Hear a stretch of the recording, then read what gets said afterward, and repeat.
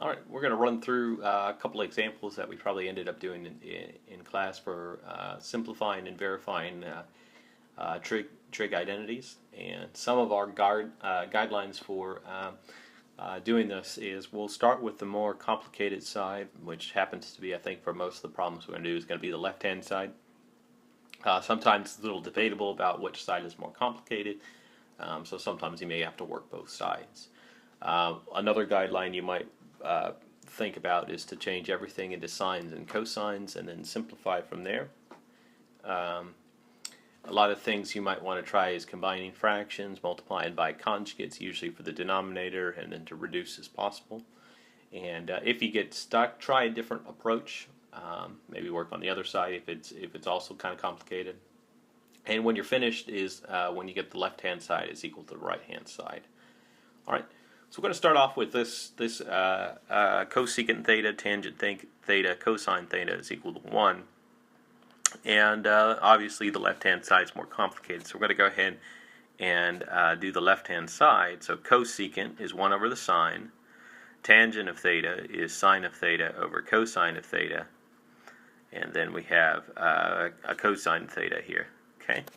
So let's see here, sines of theta absorb, cosines of theta absorb, and this is in fact equal to 1. And there we have verified this identity. So we are done. We can use the backslash if we're all done. You can use a box. You can say QED, which says we're done. We demonstrated what we wanted to show, or quad era demonstrata. All right, let's try another one. Let's show that the secant of theta minus the tangent of theta times the quantity of secant theta tangent theta is equal to 1. And on this one, obviously, the left-hand side is going to be more complicated. And so this time, I elect not to change everything into sines and cosines, and that's all right. I just tried a different strategy. I saw that I had a difference of squares, so when I multiply it out, we'll have a secant squared, then we'll have a secant tan, and a minus secant tan, so the secant tans are gone. So we'll have a secant squared and then a minus tangent squared. Okay. Now, you have a nice identity, the Pythagorean identity of sine squared x plus cosine squared x is equal to 1. And this is the only one I remember of the Pythagorean identities. What I can do is just remember this and then divide by sine squared or cosine squared to get the other ones. So if I divide by sine squared, I'm going to have 1 plus cosine over sine is cotangent, so it would be cotangent squared x. And then 1 divided by cosine squared will be, we're not dividing by cosine, we're dividing by sine, will be the cosecant squared of x. Okay, that's if I want cotangent squares and cosecant squares. If I have those, I'm going to be looking at this. However, I'm going to have secant squareds and tangent squared, so that's not the one that I want. If I take sine squared plus cosine squared equals 1, what I'll do is I'll divide by the cosine, and sine squared divided by cosine squared is tangent squared. So I'll have tangent squared x plus cosine squared divided by cosine squared is 1, and then 1 divided by cosine squared will be secant squared. And this is probably the one I'm going to end up wanting to use here. Okay, so let's keep going. So after we FOIL it out, we said it was going to be, looks like I'm rewriting it, so so as we FOIL it out, secant squared theta minus tangent squared theta. Doesn't matter if it's theta or x, it's just a dummy variable. So here's your secant theta. Secant theta is tangent theta squared plus 1. So we're going to go ahead and replace that. Okay.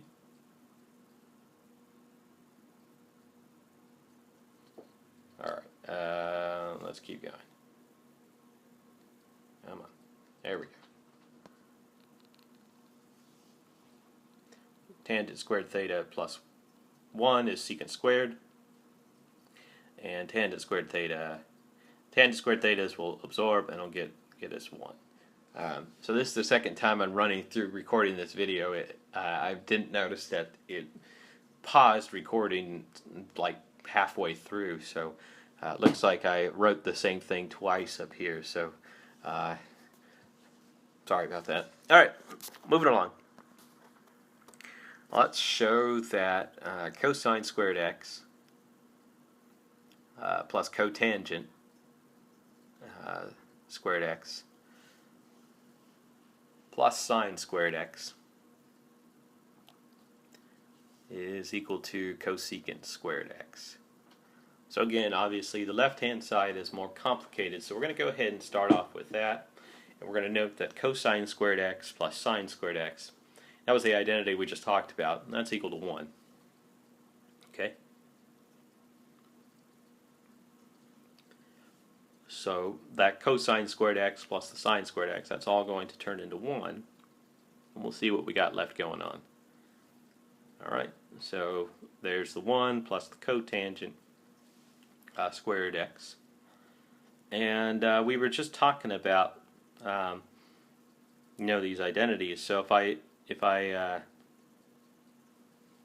go back to my identities from the previous slide, cotangent squared plus 1 was equal to cosecant squared, and there we are. Alright, left hand side equals the right hand side, so we are done. Alright, let's go ahead. I think we got 2 or 3 more. So let's show, so we're going to slowly progress and get more complicated as we go on. So we got cotangent x minus 1 divided by 1 plus tangent of minus x. And we want to show that that's equal to the cotangent of x. So again, left-hand side is more complicated.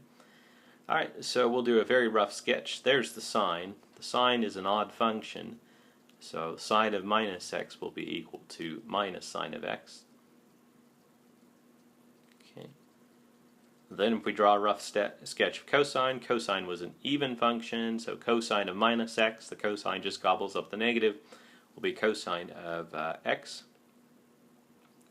Now if we look at tangent, tangent of minus x, tangent is the sine of x or minus x over the cosine of x or minus x. Okay. So the negative is going to pop out of the sine and come out in front, and the cosine is going to gobble it up, and that's going to be equal to negative tangent of x. And if we draw a sketch of the tangent, we see that it is in fact an odd function if we spin it around the origin. Oops. Can we slide back just briefly? Oops, come on. I told you to pause. Alright, there we go. So we spin it around the origin, it is going to be an odd function. So we're going to use the fact that the tangent of negative x is equal to negative tangent to kind of help us out here. Alright, so let's erase all this stuff. Alright, so rewriting the left-hand side.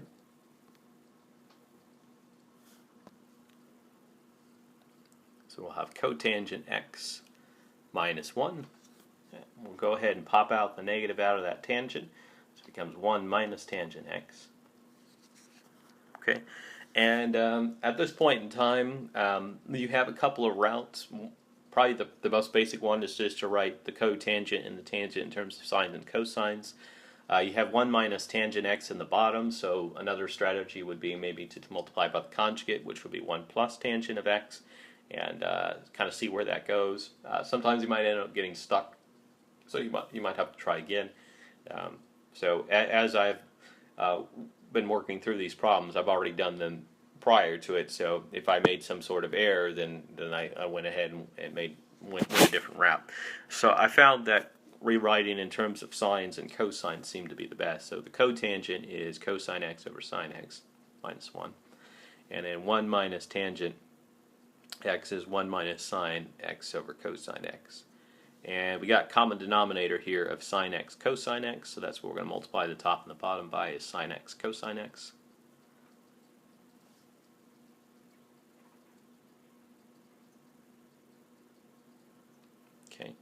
when we multiply the sine x cosine x times cosine x over sine, the sine's absorbed, then you have cosine times cosine is cosine squared. Then 1 times sine x cosine x. On the bottom, 1 times sine x cosine x. And then sine x over cosine x times sine x cosine x. The cosine is absorbed, and you get sine squared. Okay. Now the cosine of x, we can factor that out, and we'll have cosine x minus 1. I'm sorry, cosine x minus sine x. And on the bottom, we'll factor out a sine x, and we'll have cosine x minus 1 again. Come on, cosine x minus sine x. So happy times for us, they're the same factor, so we're going to be left with cosine x over sine x. And well, that happens to be cotangent, and so we got the left-hand side equals the right-hand side. So we are done, and we're ready to go run off and do, I think we're going to do 2 more. We're going to do 2 more. Alright.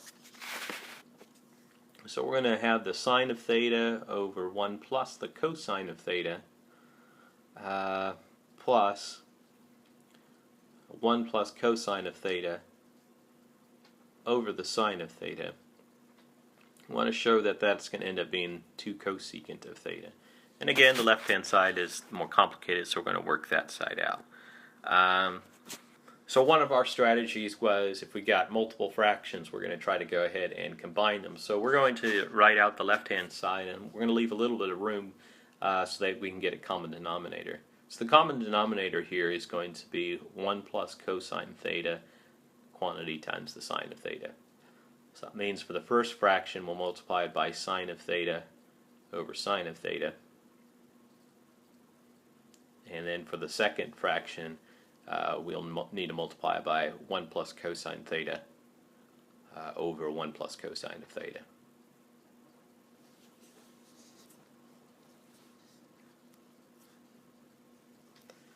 Alright, so then we'll have sine squared of theta plus, and then if we FOIL it out, it'll be 1 times 1 is 1. So 1 times 1 is 1. 1 times cosine of theta is a cosine of theta. Cosine theta times 1, there's the 2 cosine thetas, and then cosine theta times cosine theta is cosine theta squared.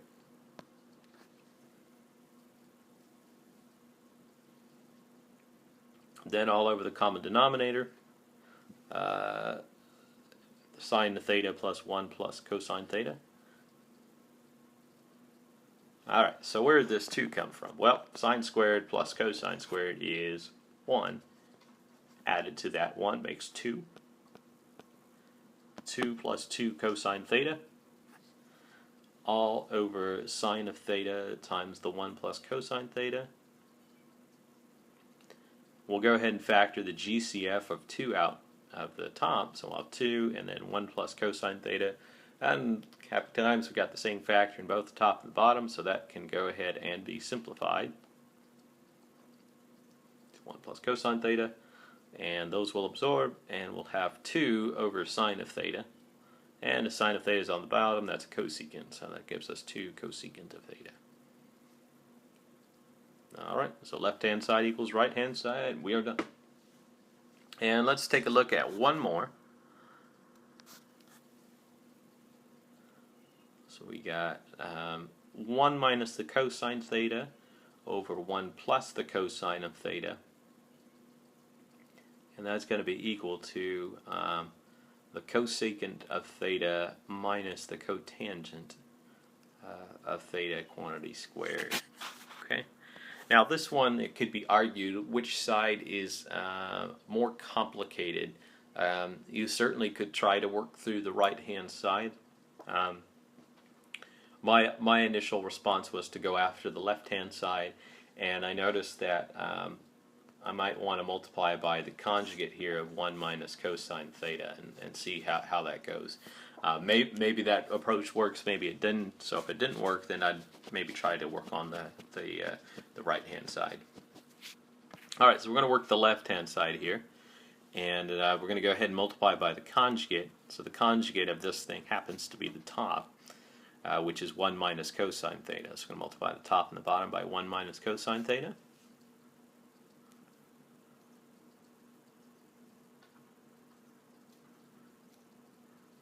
So upstairs will become 1 minus 2 cosine theta plus cosine squared of theta. On the bottom's difference of squares, 1 minus cosine squared theta. Okay, so if we got sine squared theta plus cosine squared theta, it's going to be equal to 1. And one of the things is if I can simplify the bottom and make it just one term. So right now it's got two terms. It's a 1 and a minus cosine squared theta. If I solve this for sine squared of theta, that's going to be 1 minus cosine squared theta. So if I can just have one term in the denominator, that's going to make our lives easier in terms of simplifying this down and showing this identity. So the 1 minus cosine squared theta, that's going to be just sine squared. Okay, so it's going to be 1 minus 2 cosine theta plus cosine squared theta. And that's going to be all over sine squared of theta. And you can break up a fraction by the denominator, so that's going to be, if it's just one single term, so it'll be 1 over sine squared theta minus cosine of theta over sine squared of theta plus cosine squared theta over sine squared theta. All right. So what we got going on here is this is going to be a cosecant squared theta,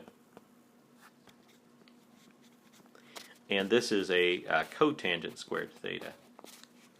What this needs to be is so we're going to work on this 2 cosine theta over sine squared theta. So what we can do is, and who cares about the minus sign, we'll worry about it in a minute. We'll just put it on there. We can make it as minus 2 cosine theta over sine of theta times 1 over sine of theta. And that's going to be 2 cotangent theta cosecant theta. Okay? Which makes this a minus 2 cotangent theta cosecant theta. Okay, so this is a perfect square trinomial. It factors into cosecant theta minus cotangent theta quantity squared. Okay, so